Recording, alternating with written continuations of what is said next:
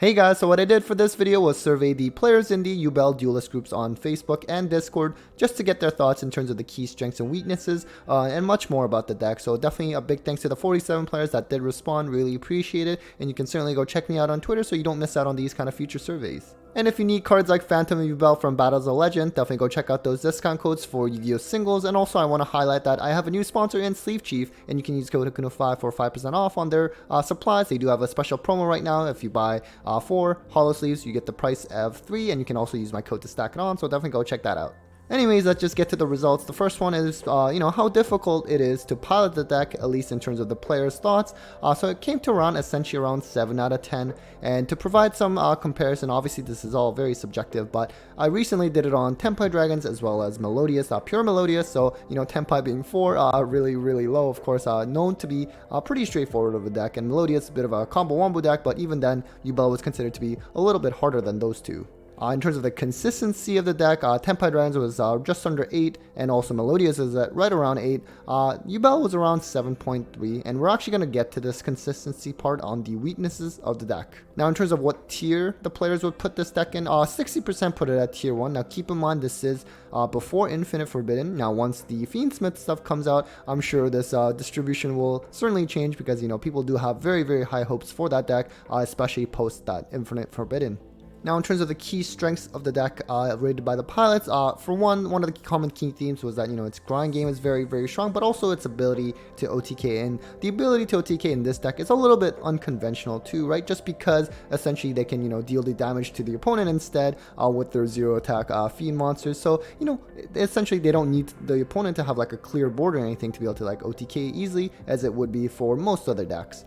The full end board, if they can get there, it being very hard to break, and part of the reason for that actually is because they do have an access to the new Omni Negate, the rank 10 Varudris, or however you pronounce it, which, now with Savage and let's say something like Barone being banned, having access to Omni Negate is actually a little bit rarer nowadays for a lot of different decks, right? So that's where it gets a little bit interesting, and they do have kind of layered interruptions as well. And then finally, just being able to maximize the use of Phantom of Yubel, which of course is a card that as a package can be seen in a variety of different decks right now, just to provide that kind of monster quote-unquote negate essentially. But of course the Yubel deck in itself can really maximize on all of its effects. In terms of the deck's ability to go first, they put it at 8.8 out of 10, which is actually quite strong. Obviously, something like Tenpai, where it's like a going second deck, its ability to go first was rated very, very low. But Melodious, being a combo wombo deck, being 8.5, and Yubel being rated a little bit higher, or pretty much just around there. So I think that's still pretty impressive, as we kind of talked about in terms of its full end board being very, very strong. Now, in terms of its ability to go second, 6.7, not too high, unfortunately. Obviously, compared to something like Tenpai, where they're meant to go second, it's going to be very high, but it was around the same as Melodious, where both those decks, essentially, the players did mention how it can struggle going second, especially with in-engine alone. In terms of the typical end board, and this was very, very common response, so I think, well, at least for Yubel, unlike some other decks, the end board can be actually pretty standard. You do have Phantom Yubel, you have to be aware of the Monster Negate, essentially. It's a little bit different than your traditional Monster Negate, but nonetheless.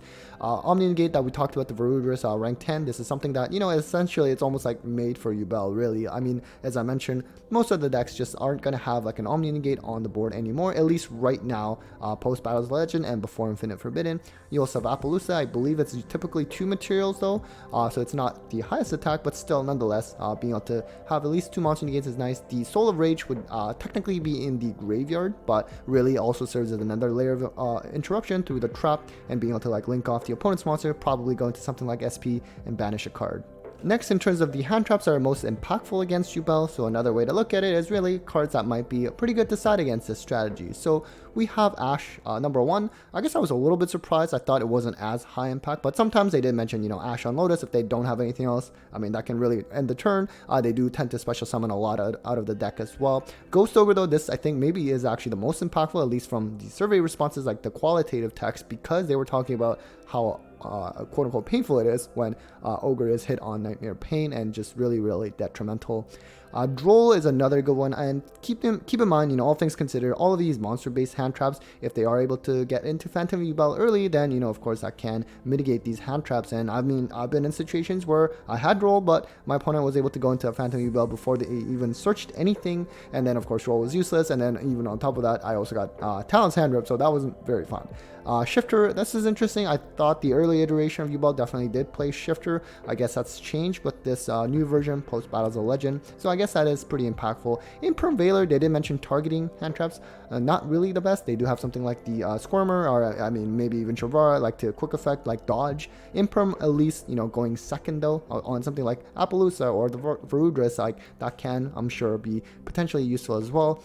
Bestial Crow, like the banishing effects, I think it's kind of like hit or miss. They did mention on the Squirmer as well for this one, or maybe even Yama. I guess it kind of depends. I've definitely been in situations where I wasn't really sure how impactful these cards were against those that deck. And then the remaining hand traps, I mean, especially Nibiru, I think is a particular one where it's just really, I guess, not worth citing.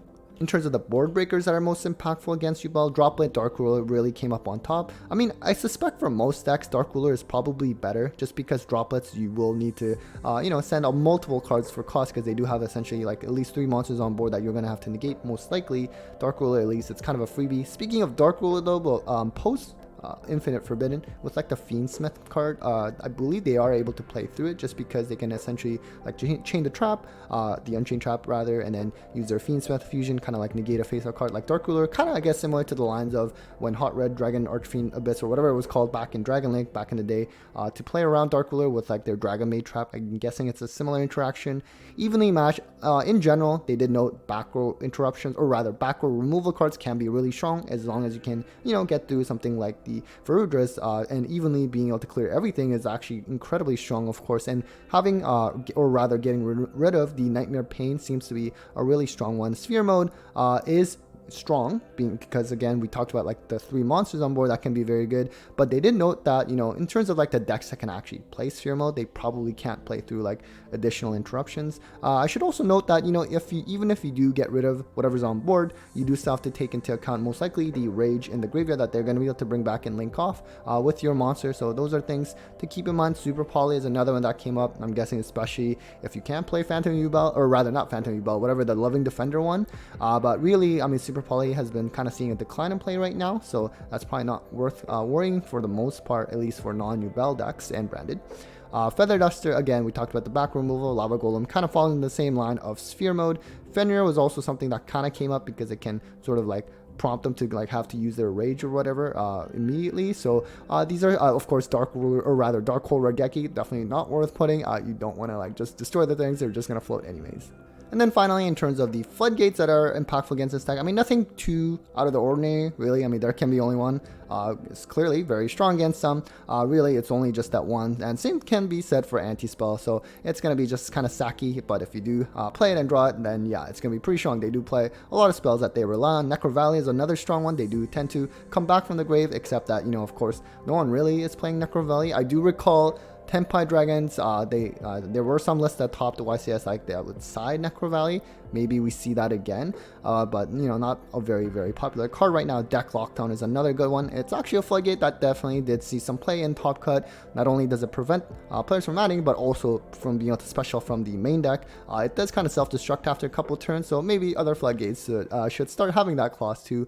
Zombie World, essentially because it does also turn the grave into zombies as well, and of course, you know, they do kind of need like their fiends in grave, but you know what, it wasn't really that high on the list, and realistically most decks don't really play this as a side deck package. I mean, Branded typically is shown to play it with, you know, being able to send Necro Banshee with Branded Fusion. Post Infinite Forbidden, obviously Beatrice is going to be pretty popular if it's not banned preemptively, and you can always send something like Banshee for Zombie World. Not sure if you're actually going to see that though. You have other Defissure Macrocosms, kind of similar to the lines of Shifter. Grave of the Ancient Organism, Synchrozone usually are pretty good against most decks, or rather, I should say that for Synchrozone, Grave is a little bit more niche, but can be definitely devastating. And then you have Skill Drain. Technically, Yubel decks can like play it post side as well. I think there were some conflicting thoughts in terms of whether you should play it or not based on the survey results, but those are things to keep in mind. And then finally, some of the key weaknesses of the deck that the players highlighted, and again, keep in mind this is before Infinite Forbidden. One is brickiness, consistency, because they do play a lot of high-level monsters. They also do play a lot of one-ofs as well, so that is something that definitely came up a lot among the survey responses. Lack of draw power, which essentially kind of relates to consistency and bricking. For example, something like Pot of Prosperity, they were saying they can't really play that because their extra deck is already pretty tight, and I'm sure post Infinite Forbidden with like Fiendsmith stuff, which of course I'm sure would help with the consistency, but that just makes the extra deck even tighter. And then just being able to struggle going second with in-engine alone, which kind of came up in the scoring system in terms of how they would rate the deck's ability to go second. Alright guys, so that was it for the Yubel breakdown. Thanks to all of you who did respond to that survey. Really appreciate it. And again, check out my Twitter if you want to catch up on those kind of surveys in the future. So anyways, a huge thanks to all of you for watching. Big thanks to my patrons and sponsors as always for the continued support, and well, take care guys.